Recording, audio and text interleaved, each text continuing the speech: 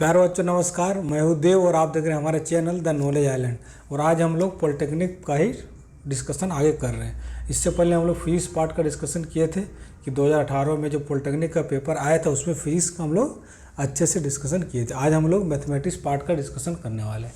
तो मैथ में जो आया है 2018 में क्वेश्चन वो सब डिस्कस करने वाले हैं। तो ये वीडियो उन बच्चों के लिए फ़ायदेमंद होने वाला है बच्चों जो पॉलिटेक्निक का एग्ज़ाम देने वाले हैं आने वाले ईयर्स में, क्योंकि ये प्रीवियस ईयर देख के जाना बहुत ही ज़रूरी है, क्योंकि बहुत ही कुछ अच्छे सवाल है जो जिसका कंसेप्ट बहुत जरूरी है। तो पॉलिटेक्निक चाहे कोई भी हो, बिहार का हो, यूपी का हो, मतलब जो भी पॉलिटेक्निक देने वाले हैं तो सबके लिए ये इम्पोर्टेंट होने वाला है। प्लस जो बच्चे 9th-10th में हैं उनके लिए भी जरूरी, जो बच्चे स्पेशली 10th में हैं उनको तो ये देखना ही चाहिए, क्योंकि कुछ मैथ के फंडे आपके क्लियर होने वाले हैं, क्योंकि यहाँ पे कुछ अच्छे सवाल डिस्कस हम लोग करने वाले हैं।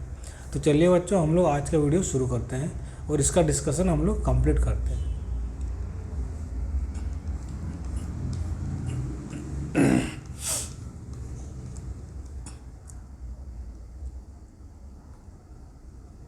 अब बच्चों यहाँ पे पहला क्वेश्चन है, क्या है क्वेश्चन देखिए, है कि mister A and mister B are friends, the probability that they both will have different birthday. तो सवाल क्या पूछा बच्चों कि ए और बी दो दोस्त हैं और दोनों का बर्थडे अलग होने की प्रोबेबिलिटी क्या है। सिंपल सा सवाल है बच्चों। पहले आपको ये जानना है कि आखिर दोनों का बर्थडे डिफरेंट कब कब हो सकता है, बताइए। दो आदमी का बर्थडे डिफरेंट तो होता ही है बच्चों, वो तो स्पेशल केस में होता है। तो एक आदमी का बर्थडे साल भर में एक ही दिन होगा, ये बात सही है, ठीक। किसी का मान लो 10 जनवरी को हो गया, किसी का 30 मार्च को हो गया, तो अलग हो गया, ठीक है। तो ऐसे तो बहुत सारे केस हैं, किसी का 5 दिसंबर, किसी का 5 सितंबर हो गया, तो अलग अलग। तो ऐसे तो बहुत सारे केस बनेंगे बच्चों।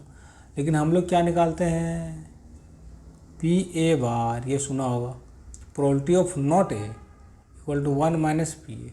ऐसा होता है कि ए ना होने की प्रोबेबिलिटी क्या है कि 1 - ए होने की प्रोबेबिलिटी, ये होता है एक प्रोबेबिलिटी फार्मूला, ठीक है।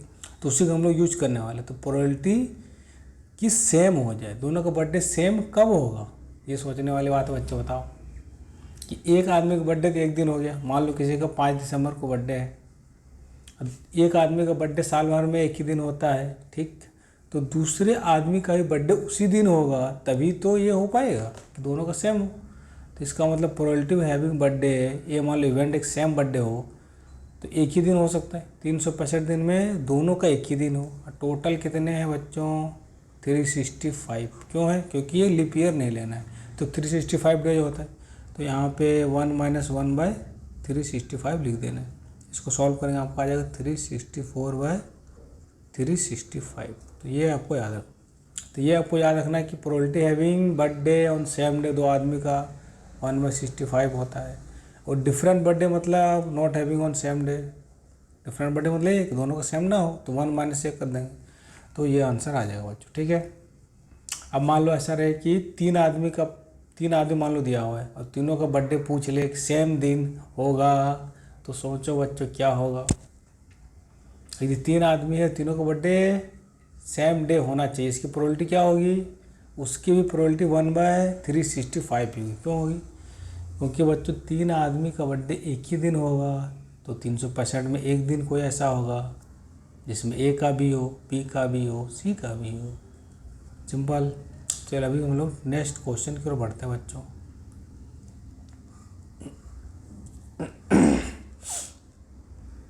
तो दूसरा क्वेश्चन है बच्चों, ये स्टैटिस्टिक्स का सवाल है। सेंट्रल टेंडेंसी होता है, मीन मीडियन मोड, तो वहाँ से ये सवाल उठाया गया बच्चों और ये स्टैटिस्टिक्स का सवाल है, ठीक है। तो आइए देखते क्या दिया हुआ ऑप्शन में।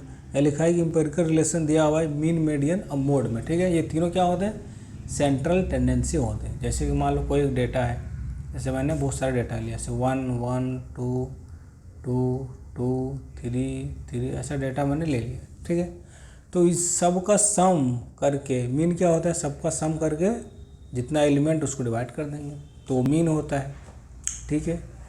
और मोड क्या होता है, जो सबसे ज़्यादा बार अकर किया, यहाँ पे 1 2 बार है, 2 3 बार है, तो उसका मोड 2 होगा। अब मीडियन क्या होता है कि सबको हम लोग अरेंज करेंगे, डिसेंडिंग या इंक्रीजिंग ऑर्डर में डेटा को जब अरेंज करेंगे तो जो डेटा बीच में आता है वो मेरा मीडियन कहलाता है। तो ये हो गया उसका डेफिनेशन, ठीक है।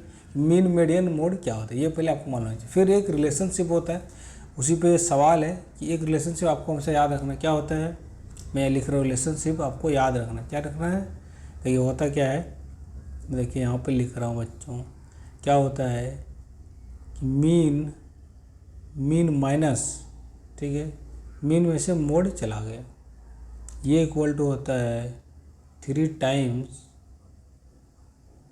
मीन माइनस मीडियन, ये होता है बच्चों, ठीक।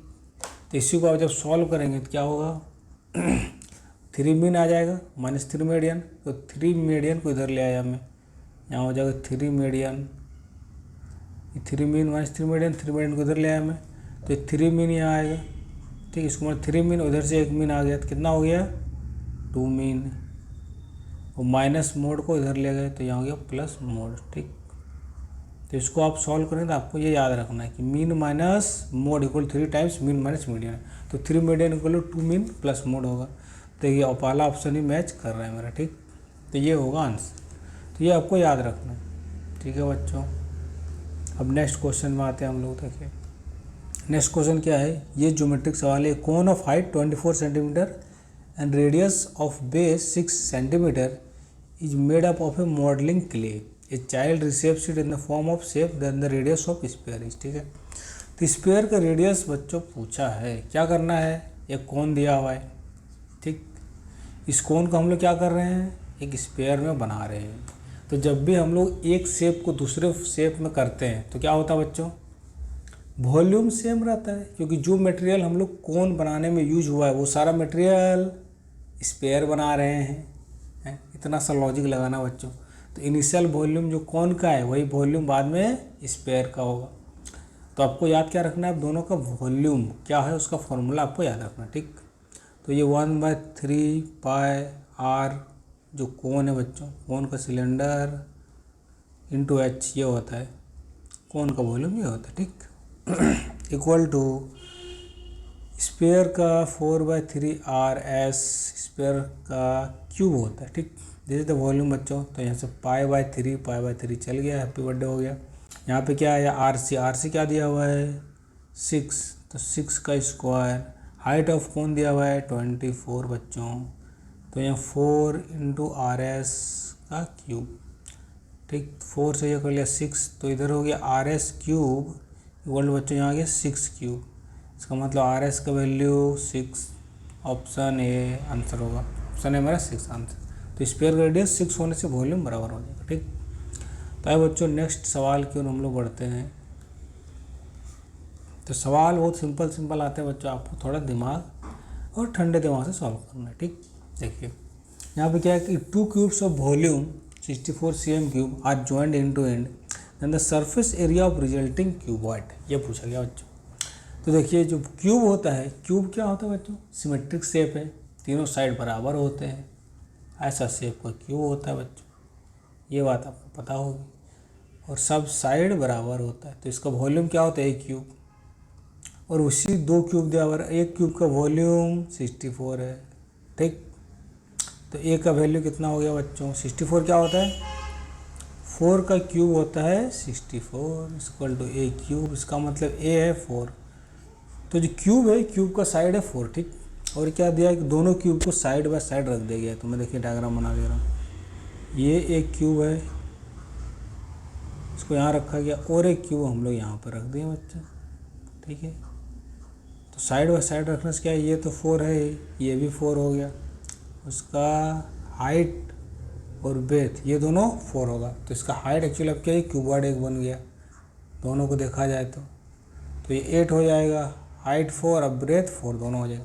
तो पूछा यहाँ पे रिजल्टेंट जो क्यूबॉइड बनेगा उसका सरफेस एरिया। तो सरफेस एरिया क्यूबॉइड क्या होता है, 2 times L length into breadth plus B into H plus L into H, ये होता है, ठीक है। सारे सरफेस का ये जोड़ना है। तो 2 इंटू लेंथ हो गया 8 बच्चों, हाइट इज ब्रेथ 4 हाइट 4, फिर अगर लेंथ 8 ब्रेथ 4, ठीक। तो ये आ जाएगा 32 16, कितना हो गया 2 टाइम्स, यहाँ हो गया बच्चों 32 16 प्लस 32, ये 64 70 80, तो 2 इंटू 80 आ गया 160, और ये क्या है बच्चों, cm² होगा, सरफेस एरिया है। तो 160 ऑप्शन बी मेरा राइट आंसर होगा। तो बच्चों ये समझ में आपको आया होगा कि जब दो क्यूबॉइड को मिलाएंगे, दो क्यूब को, तो क्यूबॉइड बनेगा और उसका जो डायमेंशन होगा वो 8 हो जाएगा, 4 4। तो उससे आप लोग फॉर्मूला के आंसर निकाल सकते हैं। ठीक, अब आइए बच्चों हम लोग नेक्स्ट क्वेश्चन की ओर चलते हैं। बड़ा ही सिंपल और बेटा हलवा ऐसा सवाल दिया हुआ, देखिए इतना सिंपल सवाल है पॉलिटेक्निक में बच्चा, लेकिन आपको कंसेप्ट क्लियर हो सकता है थोड़ा बहुत, तो आप लोग ध्यान से देखिए। तो यहाँ पे क्या है कि area of quadrant of circle उस सरकमफ्रेंस दे रखा है बच्चों। तो ये भी ज्योमेट्री का सवाल है और यहाँ पर सरकमफ्रेंस दे रखा है। सरकमफ्रेंस कितना होता है बच्चों, यदि रेडियस हमको मालूम है तो 2πr होता है। तो यहाँ 22 दे रखा है और 2 × 22/7 × r, तो उससे 2 चला गया, तो r आ गया बच्चों मेरा 7/2। ठीक, ये तो पहला काम, रेडियस निकाल लिए।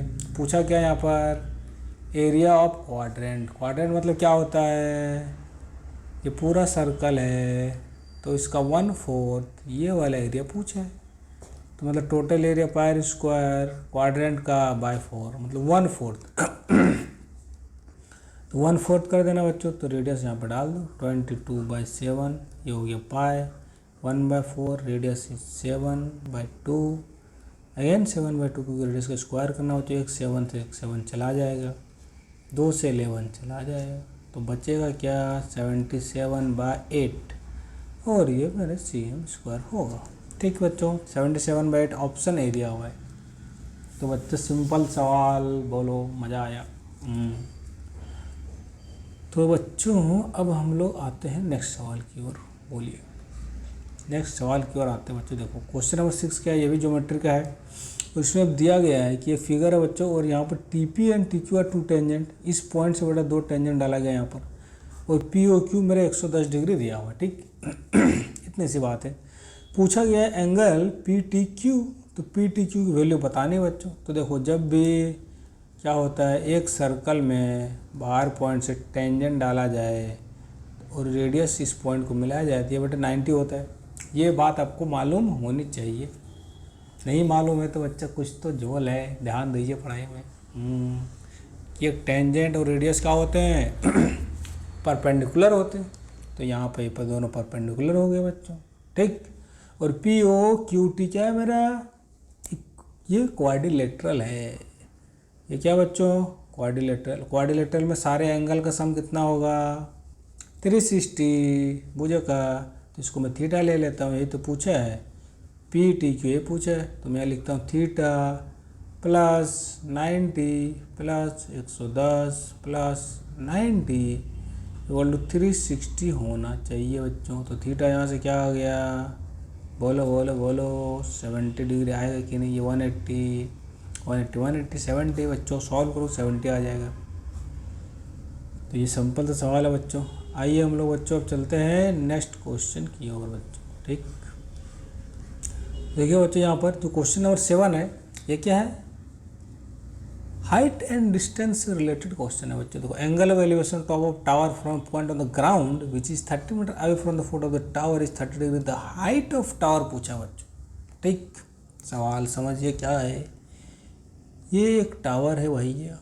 ठीक, टावर का हाईएस्ट पॉइंट बेटा, एंगल ऑफ एलिवेशन क्या होता है कि किसी बॉटम से आप टावर के हाईएस्ट पॉइंट को देखेंगे तो जितना एंगल ग्राउंड से बनेगा, यही तो 30 डिग्री दिया हुआ है आपको। ठीक, ये दिया हुआ है। और जो फुट ऑफ टावर है, ये फुट ऑफ टावर है बच्चों, लिख देता हूँ फुट ऑफ टावर। यहाँ से यहाँ पे एक पॉइंट P है, तो इसकी दूरी दी हुई 30 मीटर बच्चों। पूछा क्या गया है, height of tower, height of tower H ले लो, और क्या करना है, राइट एंगल ट्रायंगल है बच्चों, tan थीटा का फॉर्मूला लगा देना है, tan 30 इक्वल टू H/30।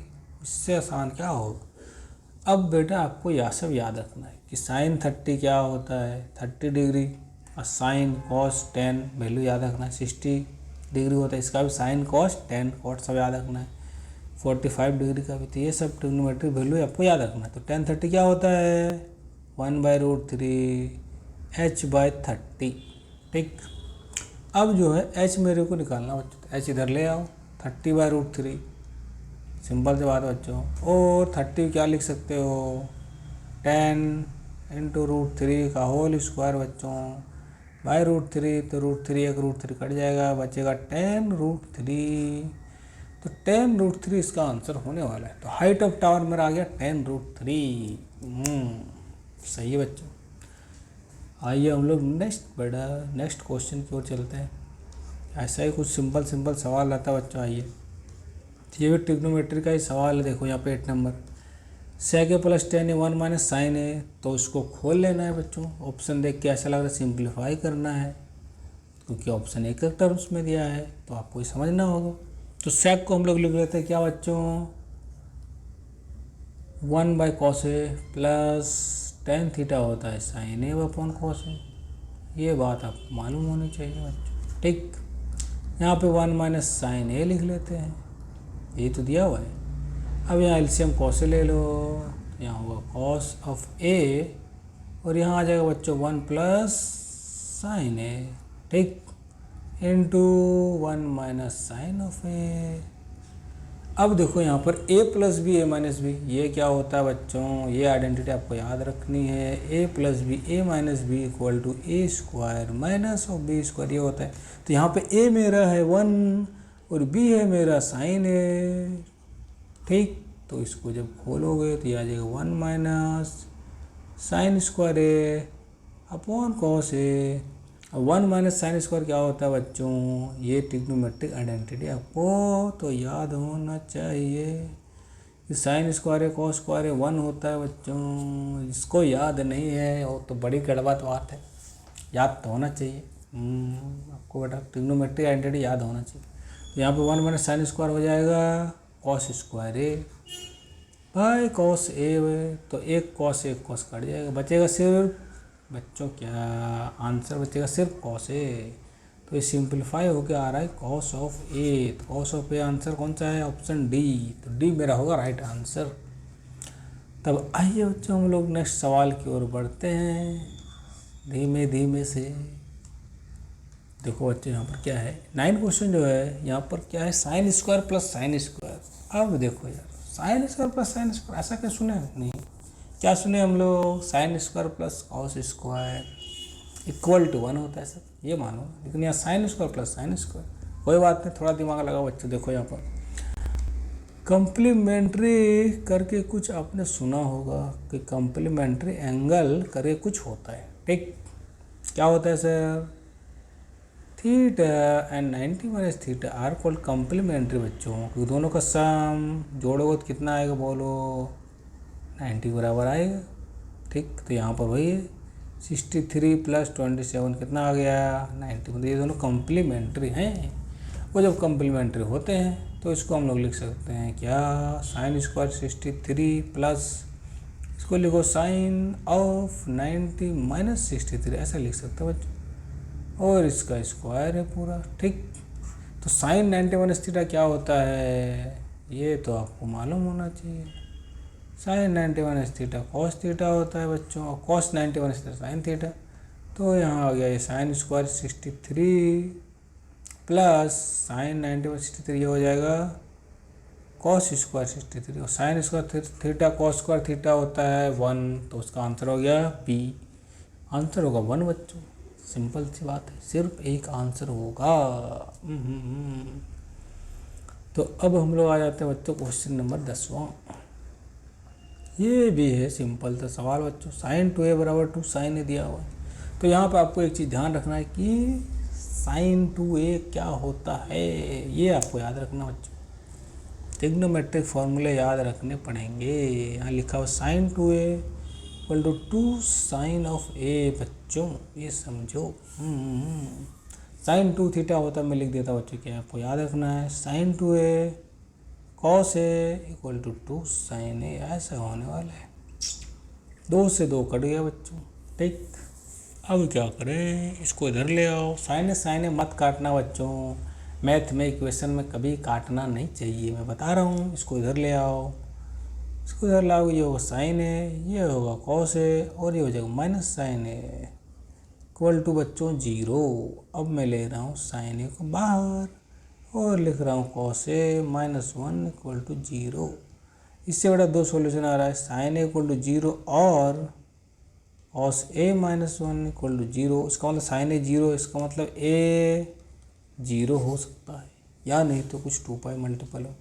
और यहाँ कॉस ए का वैल्यू 1 आ रहा है, इसका मतलब कॉस ए वो 1 कब होता है, जब ए जीरो होगा।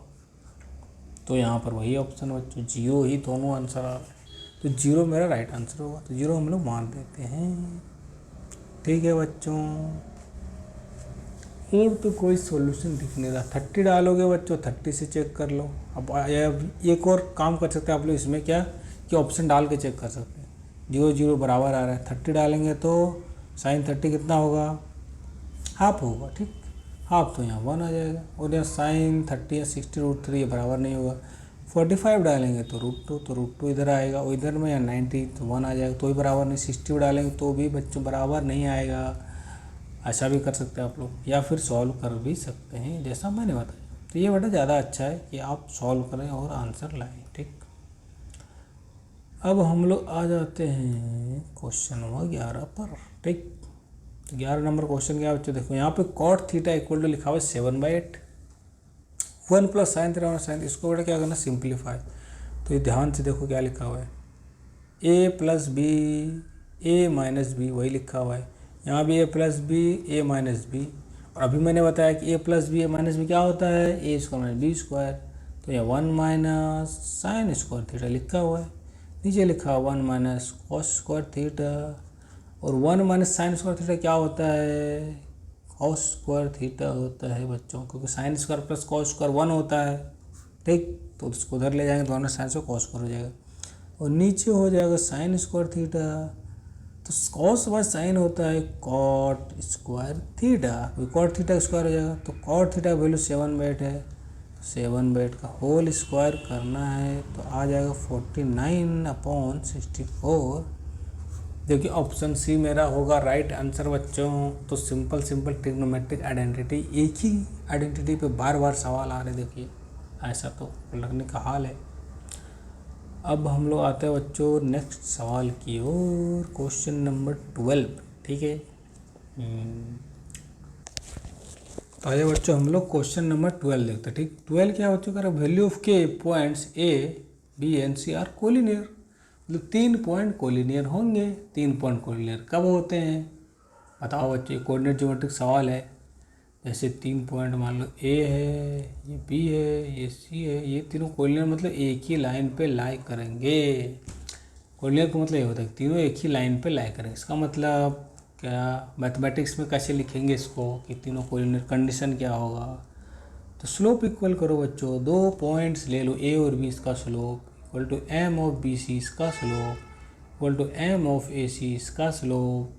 तो ये सब स्लोप बराबर होगा, A B low, B C लो, ए सी लो, ये तीनों का स्लोप बराबर होने वाला है। प्लस एक ये दो लो, ये दो लो, ये दो लो। ठीक, इसमें से कोई भी 2 यूज हम लोग कर सकते हैं। तो हम लोग ए सी का यूज करते, पहले निकालते हैं एम ए सी। ठीक, एम ए सी में निकाल लेता हूँ क्योंकि ए और सी दोनों मालूम है।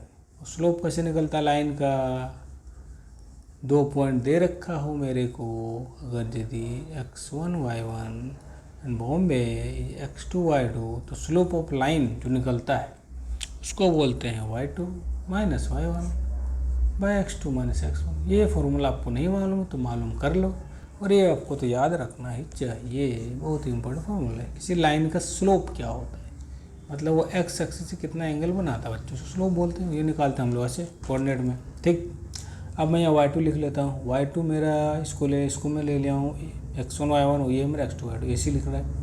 तो ये -3/-3। ठीक, y2 माइनस y1, फिर ये x2 हो गया 6 - 2, तो ये हो गया -6/4।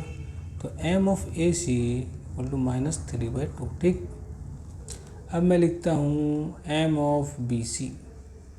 तो बी सी क्या होगा, -3 ऑफ -k, y यहाँ पर ये है y2 और ये x1। ठीक, और हो गया 6 माइनस x2 माइनस x1, ये हो गया।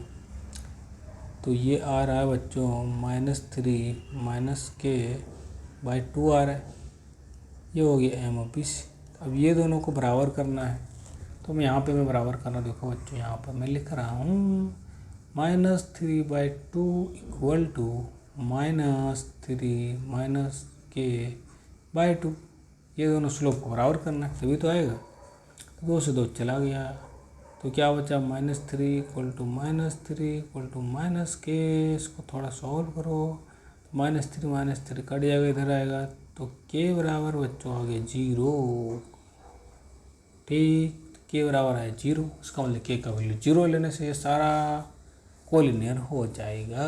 तो option D the right answer बच्चों, आपको समझ में आया होगा। चलिए बढ़ते हैं अगले सवाल में बच्चों। लड्डू लड्डू सवाल है। और बच्चों हम लोग देखते हैं क्वेश्चन नंबर 13। ठीक, यहाँ क्या बोला है कि ए बी सी, ये भी कोऑर्डिनेट का ही सवाल है कि D 4 point vertices of parallelogram taken in order. इसका मतलब समझो बच्चों, क्या लिखना, क्या लिखा है ये, वाह। टेकन इन ऑर्डर, ऑर्डर का मतलब समझते हैं। आइए, ये है पैरेललोग्राम, ये है ए, ये है बी, ये है सी, ये है डी। ठीक, तो ये बेटा ऐसे साइकिल में घूम रहे, देख रहे हो, ऑर्डर में ए बी सी डी। या इधर से लोगे तो आपको इधर से ए बी सी डी लेना होगा। ठीक, ये ऑर्डर में ए बी सी डी। ठीक, ये हुआ ऑर्डर। ये बोल रहा है 4 दिया हुआ है वर्टिसेस पैरेललोग्राम। अब समझो बच्चों, पैरेललोग्राम में क्या होता है कि जो डायगोनल्स होते हैं वो एक दूसरे को बाइसेक्ट करते हैं। मतलब ए सी का मिड पॉइंट ये एम है मान लो, तो बी सी का भी मिड पॉइंट एम होगा। ठीक, और आपको पता है कि ये पॉइंट ए, ये पॉइंट बी, 2 पॉइंट का कोऑर्डिनेट अगर दिया हुआ है x1 y1 और ये x2 y2, तो उसका मिड पॉइंट बच्चों कैसे निकलता है आपको मालूम है, x1 + x2/2 and y1 + y2/2 ये होता है। ठीक, इतना सा आपको नॉलेज चाहिए इस सवाल को सॉल्व करने के लिए कि मिड पॉइंट कैसे निकलता है। तो हम लोग यही करने वाले हैं, यहाँ मिड पॉइंट इक्वल करने वाले हैं। ये पहला तरीका है, और एक तरीका बताऊंगा सॉल्व करने। ठीक, देखिए अब हम लोग क्या करें, ए सी का मिड पॉइंट क्या है, ए और सी दे रखा, ए कितना है मेरा, तो ए सी से मिड पॉइंट हम लोग निकालने वाले हैं। तो यहाँ 6 है, 1 है और 9 है 4। ठीक, तो ए सी से हम लोग निकाल रहे हैं मिड पॉइंट। ठीक, ए सी मिड पॉइंट क्या आएगा मेरा, ए सी का मिड पॉइंट 6 + 9/2 कॉमा x1 + 2/2 हो गया। y के लिए ये हो गया 1 + 4/2, तो ये आ गया 15/2 कॉमा 5/2। ये हो गया मेरा पॉइंट डी का कोऑर्डिनेट, जो मिड पॉइंट हमने लिया है, इसको एम बोल दो मिड पॉइंट। ठीक, अब हम लोग बी डी से मिड पॉइंट निकालते हैं। ठीक, बी डी से हम लोग क्या निकालेंगे, मिड पॉइंट कोऑर्डिनेट। ठीक, तो बी मेरा है 8,2, तो यहाँ लिखेंगे 8 प्लस डी है पी, 8 + p/2 कॉमा यहाँ 2 प्लस, जो यहाँ 2 है बी का ये कोऑर्डिनेट, डी का ये 2 + 3, तो 2 + 3/2, तो ये क्या आ गया 8 + p/2 = 5/2। और ये दोनों बड़ा एक ही चीज़ है। ठीक, ये दोनों एक ही चीज़ है, 5/2 हो गया। इसको भी इक्वल होना चाहिए 8 + p/2 और 15/2, तो यहाँ पे लिख रहा हूँ मैं 8 + p/2 = 15/2 होना चाहिए। 2 से 2 काट दो, p = 7 आंसर आना चाहिए बच्चों। तो p = 7 आंसर दिया हुआ है, ऑप्शन में है मेरा, तो ऑप्शन ए मार देना है। ठीक, तो ये हो गया एक तरीका कि दोनों का जो बी डी का मिड पॉइंट है, पैरेललोग्राम का प्रॉपर्टी हमने यूज किया कि डायगोनल बाइसेक्ट करते हैं और मिड पॉइंट हम लोग निकाल के दोनों इक्वल कर दिए। ठीक, ये तो हो गया एक तरीका। एक और तरीका क्या है बच्चों, मैं बता रहा हूँ, देखो एक और तरीका है जो अभी मैंने बताया, स्लोप का फंडा। ठीक, स्लोप का फंडा थोड़ा सा आपको पढ़ सकता है, कैलकुलेशन ज़्यादा करना पड़े। तो slope of A D, slope of B C दोनों क्या होगा, बराबर होगा, ऑर्डर में दिया है।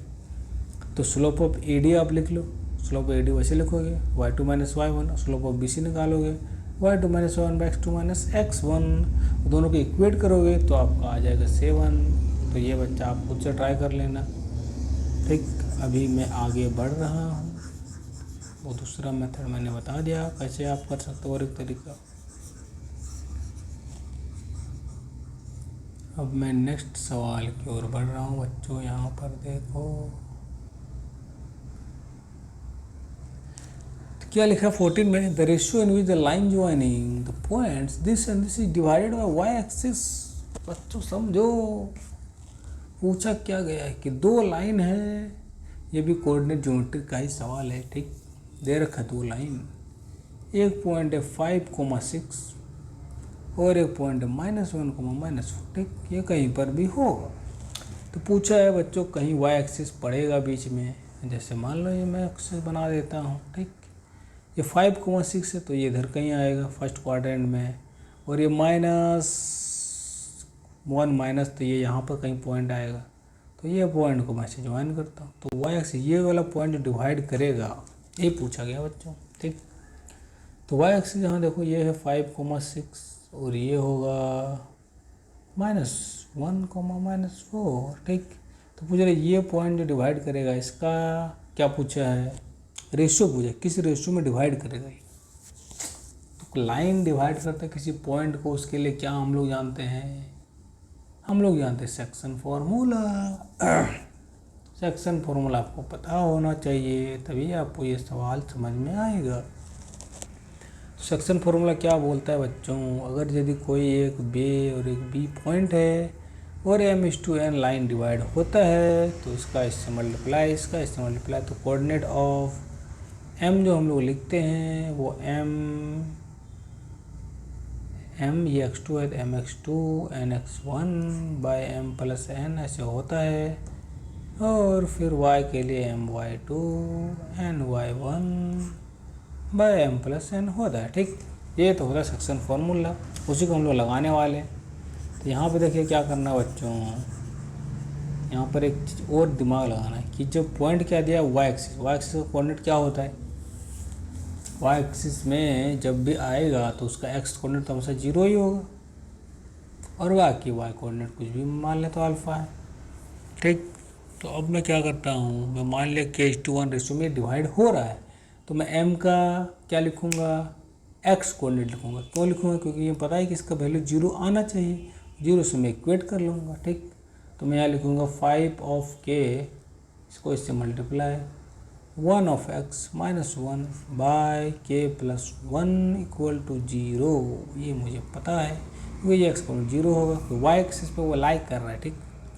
तो यहाँ हो गया 5k = 1 क्योंकि ये 0 चला गया उधर, तो k = आ रहा है 1/5। इसका मतलब बच्चों k आया, k का मतलब क्या है, 1/5 का मतलब हो गया 1:5 रेशियो में डिवाइड कर रहा है। ये y एक्सिस जो है क्या कर रहा है, 1:5 या फिर इसको ये डिवाइड कर रहा है, ठीक। और यहाँ पे पूछा है, अब k का देखो यहाँ पर 2 ऑप्शन दिया है, इसमें और एक चीज़ ध्यान देना है कि ये 5:1 भी और 1:5 भी, ठीक।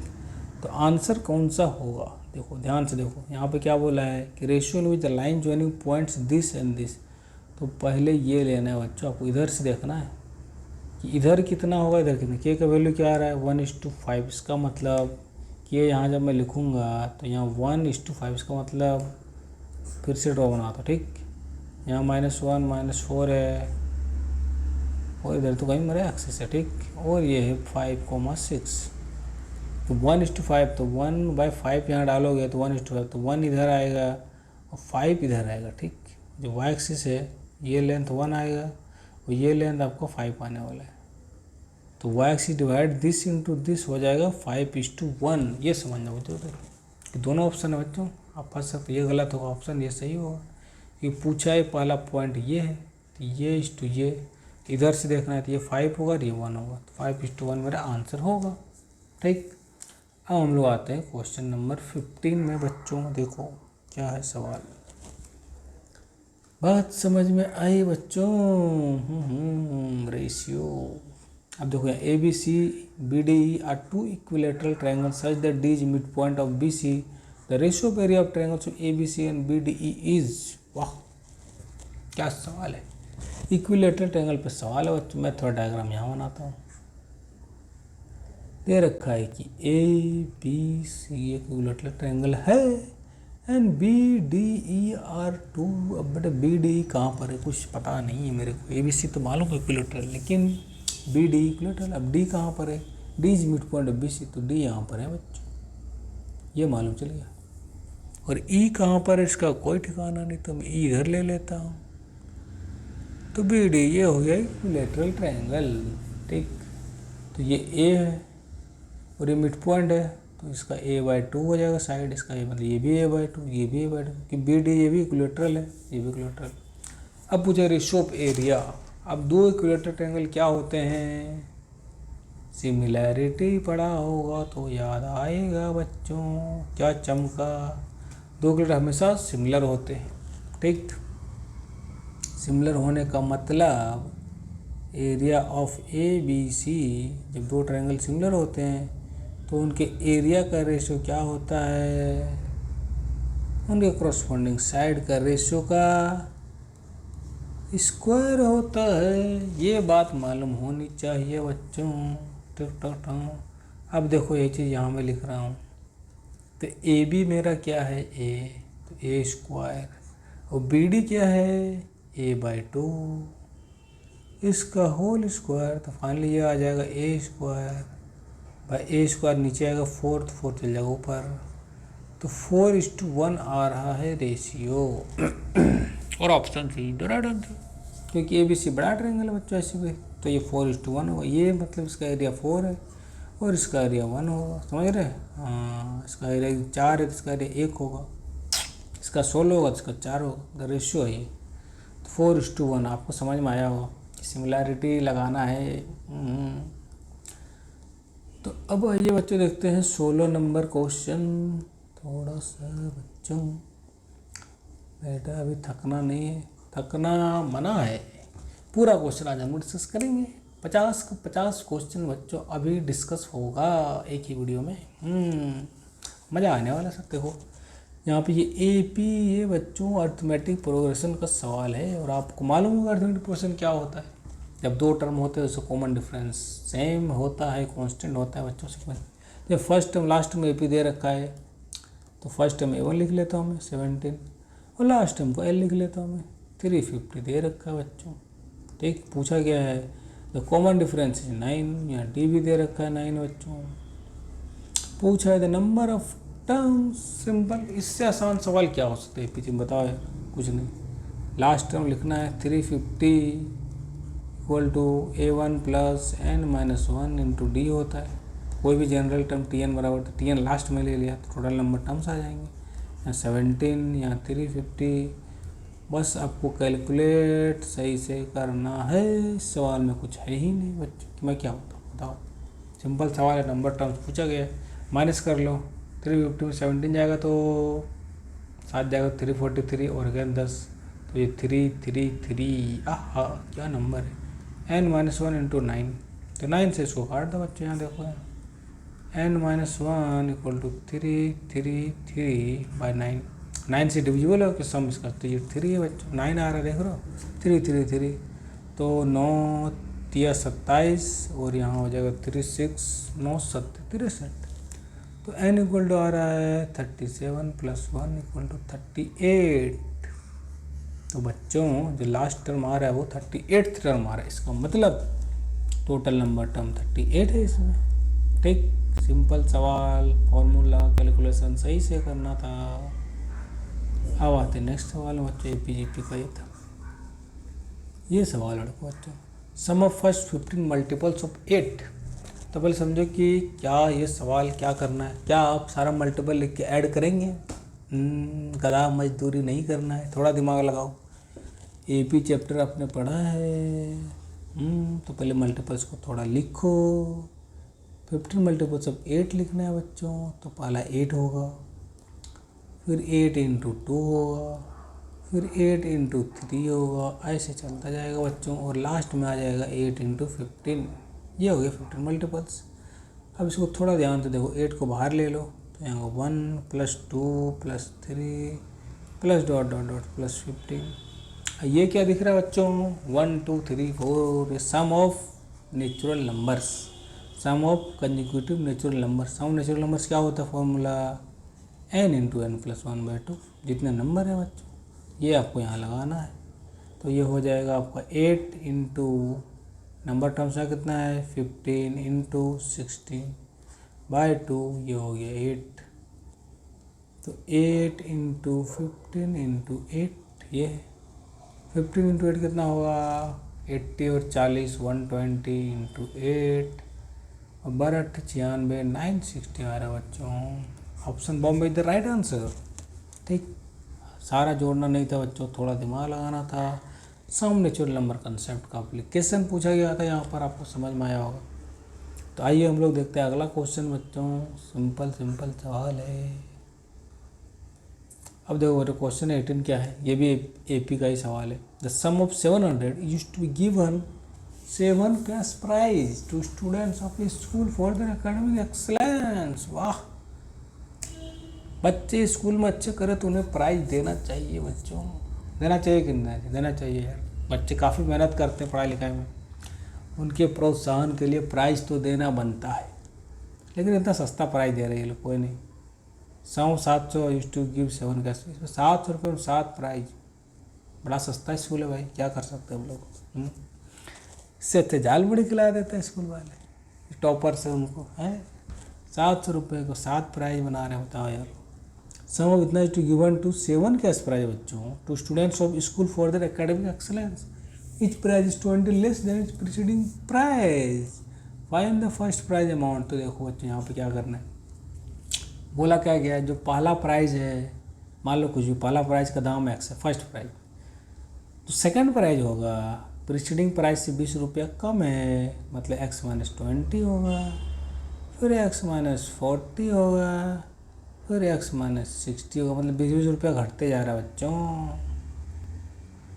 फर्स्ट करेगा उसको x, सेकंड x - 30 4 हो गया, फिर x - 80 हो जाएगा इससे, फिर x - 100 हो जाएगा, तो 1 2 3 6 हो गया, और x - 120 हो जाएगा। तो इधर टोटल प्राइस हैं, सबको प्राइस मैंने लिख दिया है, x घटते जाएगा।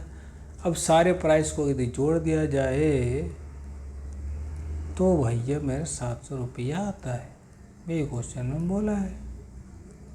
x - 120 = 700, ये आ रहा है। तो अब ये क्या होगा, 7x हो जाएगा। ठीक, ये बात समझ में आई। x कितने बार है, 7 बार, 7x आ जाएगा। और यहाँ -20 कॉमन लोगे तो देखो आपको क्या मिलेगा, 1 + 2 + ... ये आ जाएगा 6 टाइम्स, क्योंकि 120 बार है। ठीक, तो यहाँ 7x - 20 इंटू ये सम ऑफ 6 नेचुरल नंबर हो गया, तो 6 × 7/2 कर लो, जो पहले बताया भी n × n + 1/3, ये 3 हो जाएगा। तो यहाँ ये फाइनली आ गया 7x माइनस ये हो जाएगा 60 और ये 420। ठीक, और ये सारे इक्वल 700 है बच्चों। यहाँ मैं लिख रहा हूँ अलग से, 7x - 420 = 700, ये इधर आ जाएगा, तो 7x = 1120, ये हो रहा है। तो x की वैल्यू आ गई 7 × 7, 7 × 42, 0 160 आ रहा है बच्चों। तो पहला प्राइज होगा 160, फिर 140, 120, 100, फिर 180, फिर 80 हो जाएगा, फिर 60, फिर लास्ट प्राइस का दाम हो जाएगा बच्चों 40 रुपीज़। समझ रहे हो? तो ये पहला प्राइस पूछा गया, फर्स्ट प्राइस का दाम 160 होगा। तो बच्चा आपको समझ में आया होगा कैसे सॉल्व करना। ठीक है, तो अब नेक्स्ट सवाल देखते हैं बच्चा। आइए, नेक्स्ट 90 नंबर क्या है, the sum of 3 digit numbers divisible by 7। Number of 3 digit number, तो 3 डिजिट नंबर कितने सारे हैं ये बताना है जो 7 से डिविजिबल हैं। तो पहले समझो 3 डिजिट नंबर स्टार्ट कहाँ से होता है। 3 डिजिट नंबर 100 से स्टार्ट होता है बच्चों, उससे पहले तो 99 होता है। ठीक, और ये एंड कहाँ पे होगा, 3 डिजिट लास्ट नंबर 999, ये होगा लास्ट नंबर। ठीक, ये पहला 3 डिजिट नंबर है, इसमें कोई डाउट नहीं बच्चों, ये तो समझ में आना चाहिए ना। ये समझ में आ भाई। और ये लास्ट 3 डिजिट नंबर है, लेकिन पूछा क्या गया है, sum of 3 digit number divisible by 7। तो पहले इस सवाल को समझना होगा कि आखिर इसमें करना क्या है। थोड़ी हम सब निकालते रहेंगे, नहीं निकालेंगे, लेकिन हम बेटा पहला निकालेंगे। पहला 3 डिजिट, 100 क्या डिविजिबल है 7 से? 100 डिविजिबल नहीं है, 7 का 7, यहाँ आ जाएगा 3, 0, 7 × 28, आ गया 2। इसका मतलब 2 कम करो, 98 तो डिविजिबल है, +7 मतलब 105 मेरा पहला नंबर है 3 डिजिट जो डिविजिबल होगा। ठीक, ये लिख लेता हूँ, 105 इज द फर्स्ट डिजिट। उसके बाद जो नेक्स्ट डिजिट डिविजिबल होगा क्या होगा, 7 जोड़ दो, वो डिविजिबल हो जाएगा। फिर 119, ऐसा ही चलता जाएगा। लास्ट डिजिट क्या डिविजिबल है ये मैं पता करता हूँ, 999 है। इसको डिवाइड करो बच्चों, 1 7 या 2 9, 7 चौक 28, ये हो गया 1 9, 7 2 14, ये हो गया 5। मतलब 5 रिमाइंडर बच रहे हैं, मतलब 5 कम कर दो तो लास्ट नंबर हो गया 99 -5 करो तो 4, ये डिविजिबल होगा। देख लो, 7 1 7 2 28 14, ठीक। 994 होगा मेरा लास्ट नंबर जो डिविजिबल होगा 7 से। तो अब देखो ये सारा नंबर है, तो इस सवाल को मैंने ऐसा कन्वर्ट कर लिया। अब इसमें जितना ये नंबर, सारे नंबर क्या होंगे, डिविजिबल होंगे। ये क्या बन गया, एक AP। यही तो इंटरेस्टिंग बात है बच्चे, यही समझना था, यही तो दिमाग लगाना था कि आखिर ये पूछा क्या है। 3 डिजिट नंबर डिविजन 7, ये सारे नंबर, ये AP हो गया। अब इसमें नंबर टर्म्स कितने, यही पूछा गया है। नंबर टर्म निकाल दो। लास्ट टर्म है 994, फर्स्ट टर्म है 105 प्लस n-1, मेरे को पता नहीं, कॉमन डिफरेंस तो 7 ही होगा क्योंकि डिविजिबल में 7 पूछा, सब में साथ साथ साथ करना। अब देखो इसको माइनस कर दो, कितना हो गया बच्चों, ये होगा 800 हो जाएगा प्लस 9, तो 889 आ रहा है। और n-1 × 7, 7 से काटोगे 1 तो ये हो जाएगा 7 दूना 14 या 4 7 19, तो n-1 ये आ रहा है, तो n इक्वल टू आ जाएगा 1 2, इधर ले जाओ प्लस, तो 128 आ जाएगा बच्चों। n की वैल्यू आ रही 128, इसका मतलब बच्चों 128 नंबर है जो डिविजिबल होंगे 7 से 3 डिजिट में। तो आई होप आपको अच्छे समझ में आया हो ये सवाल, ठीक। अब हम लोग अगला सवाल देखते हैं, 20 नंबर्स क्वेश्चन। बच्चों देखो क्या है, the 20 term from last term of the sequence is this. ये भी AP का ही सवाल है, तो बार बार AP का सवाल बेटा, और हर बार आपको कुछ ना कुछ दिखेगा। जितने बार एग्जाम होगा पॉलिटेक्निक का, AP का सवाल एक तो रहेगा ही, 2-3 यहाँ पर है। 20 टर्म फ्रॉम लास्ट पूछा, ठीक। तो यहाँ देखो सीक्वेंस में लास्ट टर्म दे रखा है, तो मेरा काम आसान है, ठीक। मैं 3 लेता हूँ, 8 लेता हूँ, 13 लेता हूँ, लास्ट में 253 लेता हूँ। 20 टर्म फ्रॉम लास्ट पूछा है, तो मैं AP को क्या करूँ, पीछे से रीड करूँ, आगे से नहीं। क्या करेंगे, पीछे से। और कॉमन डिफरेंस, अब निगेटिव, इधर से कॉमन डिफरेंस क्या हो रहा है, बढ़ रहा है।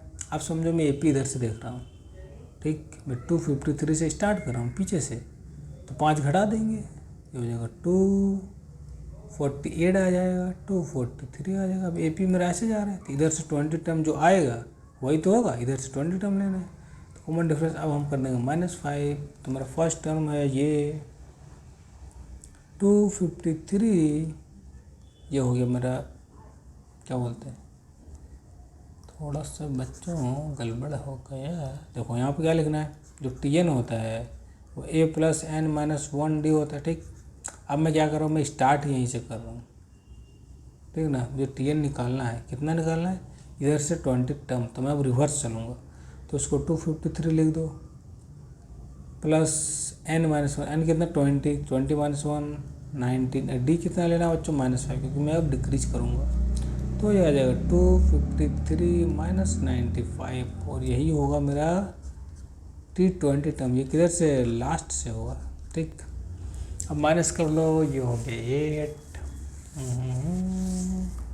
ये 158 लग रहा है, ऐसा ही कुछ होगा, ठीक।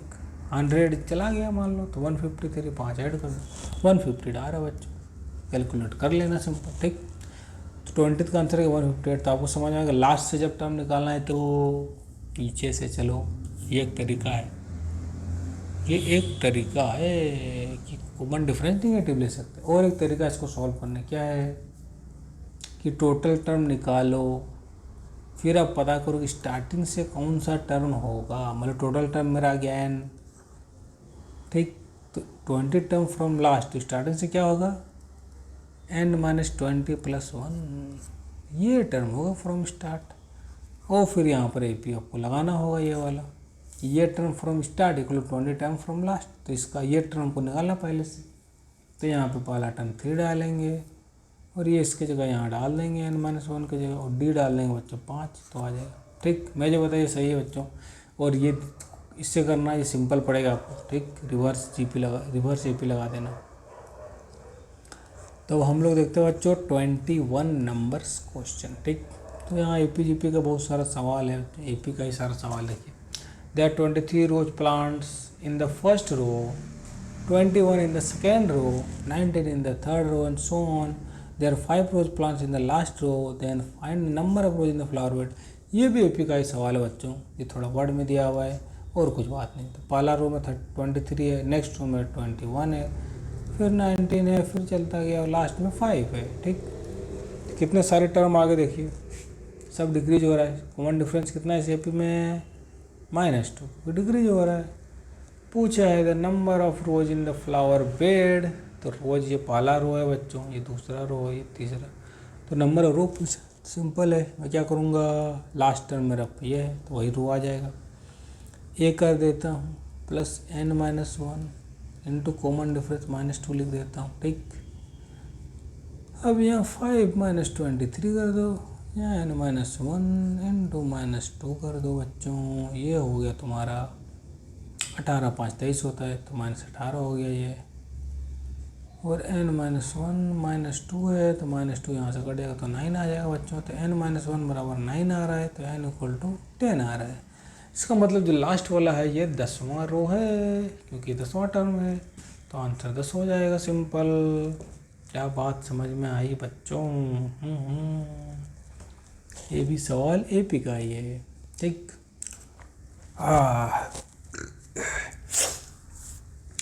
तो आए बच्चों जोश कम नहीं करना, क्या नहीं करना है, जोश बनाए रखना। तो क्वेश्चन 22, ठीक। आइए क्वेश्चन 22 देखते हैं। Sum of reciprocal of miss Sonu है। अरे यार सोनू मिस होता है क्या? सोनू मेरे भाई का नाम है, मिस तो नहीं होता यार, पता नहीं क्यों लिखा है, ठीक है। सोनू लड़की यहाँ पर 3 years एगो, क्या करना, सम करना reciprocal of Sonu age in 3 years ago and 5 years later from now is 1/3। Sonu का परसेंटेज पूछा है बच्चों, तो निकालना पड़ेगा। तो क्या कर सकते हैं हम लोग, इसको इक्वेशन में करना पड़ेगा। जब भी एज पे सवाल आए तो उसको सही से इक्वेशन बनाना पड़ेगा। तो इक्वेशन बनाने के लिए मैं परसेंटेज मान लेता हूँ। सोनू का परसेंटेज है बच्चों x ईयर्स, 3 साल पहले क्या हुआ, 3 years एगो, 3 years एगो हो जाएगा x - 3, ठीक। 3 years एगो ये हो गया। अब क्या बोला है, 5 years later from now, 5 years later हो जाएगा बच्चों x + 5, अभी से बोला है। प्रेजेंट से 5 साल बाद, लेटर फ्रॉम नाउ x + 5, अभी से 3 साल पहले x - 3। अब बोला सम ऑफ रेसिप्रोकल, सम करना है लेकिन रेसिप्रोकल किसका, ये एंड ये, तो रेसिप्रोकल हो गया 1/x - 3 + 1/x + 5 = बच्चों 1/3। ये चीज़ समझ में आया तो बोलो। जो बच्चे ये क्वेश्चन बना लिया उसका काम हो गया, समझे। यही करना था, मेन मुद्दा यही था बच्चों कि इक्वेशन सही से बनाना है एक्स के टर्म्स में। सवाल क्या बोला है, अब कुछ है नहीं, अब इसको सॉल्व करना है बच्चों। ये थोड़ा गंदा देखने में लग रहा हो, क्वाड्रेटिक बनेगा, कोई बात नहीं, लेकिन आपको सॉल्व कर सकते हैं, या फिर आप ऑप्शन को डाल के भी देख सकते हैं। तो मैं यहाँ सॉल्व करता हूँ, देखो इधर में बच्चों, यहाँ पर मैं इधर सॉल्व कर रहा हूँ लेफ्ट साइड में, ठीक। तो एलसीएम ले लो, एलसीएम लो तो क्या होगा, x - 3, ये आ जाएगा x + 5, ठीक। यहाँ आ जाएगा x + 5 + x - 3 = 1/3। यहाँ आ जाएगा 2x + 2 और यहाँ आ जाएगा x - 3 x + 5 = 1/3, ठीक। अब मैं क्या करता हूँ, इसको इधर ले आता हूँ। यहाँ हो जाएगा 6x + 6 = इसको इधर ले आया, ये दोनों मल्टीप्लाई करके इस साइड ले आया मैं। तो ये हो जाएगा x² + 5x, ये हो जाएगा -3x -15। तो बच्चों क्वाड्रेटिक कैसा आएगा, ये हो गया x² और ये हो गया 2x, ठीक। इधर से आएगा -2x से -6 हो जाएगा माइनस, ये हो जाएगा 4x, ये हो जाएगा 2x और इधर से आएगा तो -4 -6 है तो -4 बचेगा, और -15 है इधर से आएगा तो -21 इक्वल टू 0। तो ये मेरा बचा इक्वेशन, ठीक। इसी को सॉल्व मेरे को अब करना है। क्या करना है, ये बेटा क्वाड्रेटिक इक्वेशन है, इसको सॉल्व मैं करता हूँ। यहाँ पे देखो, तो इसको ब्रेक कर लें क्या।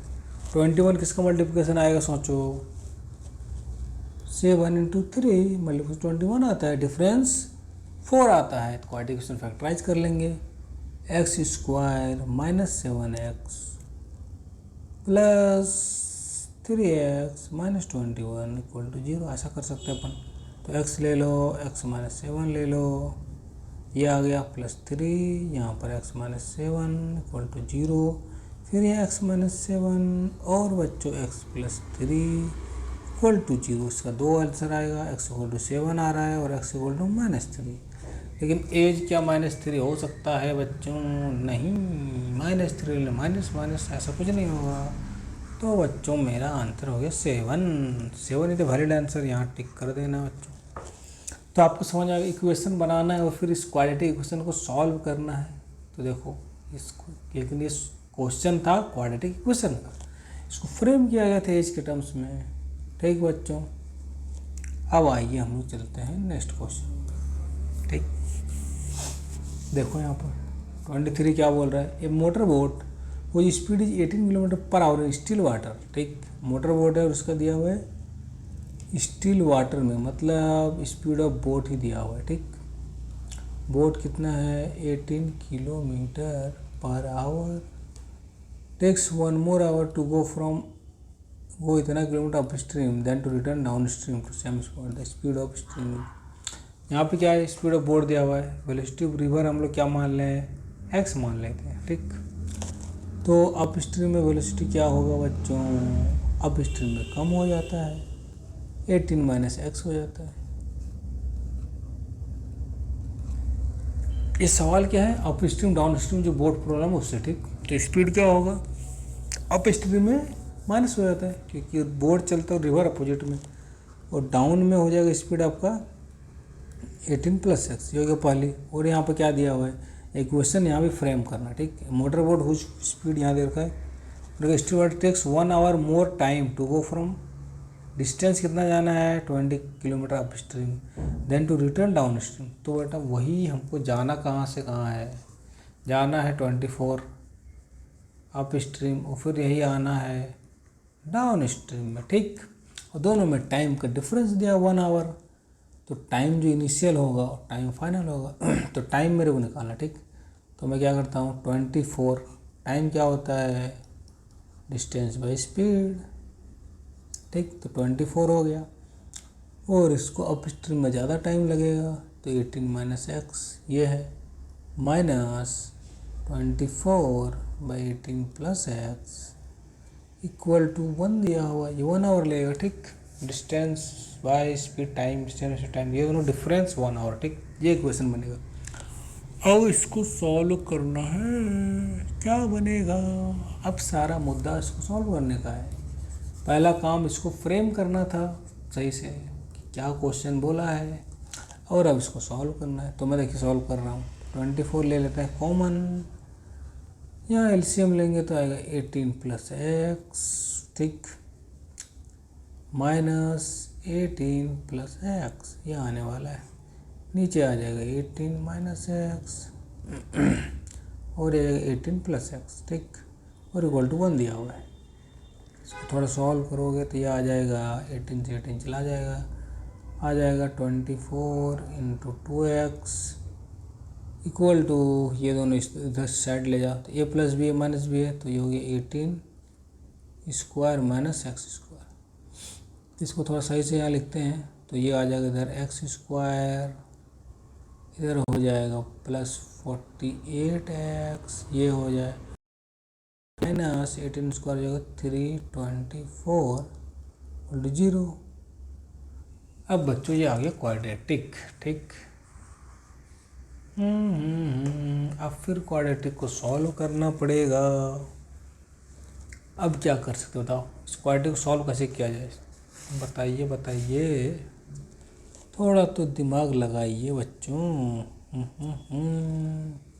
तो देखो क्या करना है, तो हम लोग फैक्टराइज करने की कोशिश करते हैं, वही अच्छा है, वरना क्वाड्रेटिक फॉर्मूला लगाना पड़ेगा कि minus B under root B square minus 4ac/2 है, तो उतना फॉर्मूला लगाने की जरूरत नहीं, मैं तो बता रहा हूँ। देखो लाना क्या है, 324 प्रोडक्ट, ठीक, इसको फैक्टराइज करने की कोशिश करते हैं। आखिर ये है क्या, ये लिखा है बच्चों 18 इंटू 18। इतनी बात समझ में आई, ये लिखा हुआ है। तो इसको लिखो 9 इंटू 2 इंटू 18, तो क्या हो गया, इसको लिख सकते हैं 36 इंटू 9, ऐसा भी कर सकते हैं, या नहीं तो यहाँ 3 हो जाएगा 72। थोड़ा और दिमाग लगाओ बच्चों, यहाँ से एक्चुअली ये भी लिखो, क्या कर सकते हैं, सोचो सोचो सोचो, इसको सॉल्व करने का क्या तरीका है। सम ऑफ रूट्स आ रहा है -48, प्रोडक्ट आ रहा है इतना, तो रूट्स क्या हो सकता है। एक काम कर सकते हो, एक ऑप्शन जो दिया है ना यहाँ पे, एक्स हमने क्या लिया, स्पीड ऑफ स्ट्रीम ना, तो यही स्ट्रीम पूछा है, तो ऑप्शंस को डाल के हम लोग चेक कर सकते हैं कि 0 आ रहा है कि नहीं आ रहा है। तो जो ऑप्शन 0 आएगा वो कर सकते हैं, या नहीं तो फिर फॉर्मूला लगाना पड़ेगा, या कुछ और मैं देखता हूँ कुछ हो सकता है। तो 40 इंटू 8 लेने से तो नहीं आएगा 324, ठीक, तो 324 को लिखता हूँ 18 इंटू 18, इसको कर देते हैं 9, एक्चुअली 3 इंटू 3 इंटू 2 इंटू 18 ऐसा लिखते हैं। तो ये हो गया 54, ये दोनों को इंटू 6, ठीक, ये आ गया बच्चों। इसको मैं लिख सकता हूँ 54 माइनस 6, ये हो जाएगा 48, अब प्रोडक्ट आ जाएगा यही, तो काम बन गया बच्चों मेरा, ठीक। तो अब देखो मैं यहाँ पे इसको यहाँ लिख देता हूँ, इसको सॉल्व करता हूँ, इसी को लिख रहा हूँ यहाँ पर, इसको मैं यहाँ लिख रहा हूँ बच्चों, कोई कन्फ्यूजन नहीं होना चाहिए। X square plus 54x minus 6x, product देखोगे वही आ जाएगा 324, और ये 48 आ रहा है, -324 इक्वल टू 0, तो अब फैक्टराइज में कर सकता हूँ बच्चों 6, और यहाँ x माइनस 54, x प्लस आ जाएगा 0, तो यहाँ x माइनस 6 आ गया, और एक आ गया x प्लस 54 इक्वल टू 0, तो x का एक वैल्यू 6 आ रहा है और x का एक वैल्यू -54 आ रहा है। तो 54 तो होगा नहीं बच्चों, क्योंकि निगेटिव तो होगा नहीं इतना ज़्यादा, तो x इक्वल टू 6 ही मेरा वैलिड आंसर है, जो ऑप्शन ए दिया हुआ है, ठीक। तो आपको समझ में आएगा, फैक्टराइज करना है और सॉल्व करना है बच्चों, थोड़ा सा टाइम टेकिंग हो सकता है ये सवाल, क्वाड्रेटिक या क्वाड्रेटिक फार्मूला आप लगा के डायरेक्ट सॉल्व कर सकते थे। पहला काम तो इक्वेशन बनाना था, दूसरा काम क्वाड्रेटिक इक्वेशन सॉल्व करना था।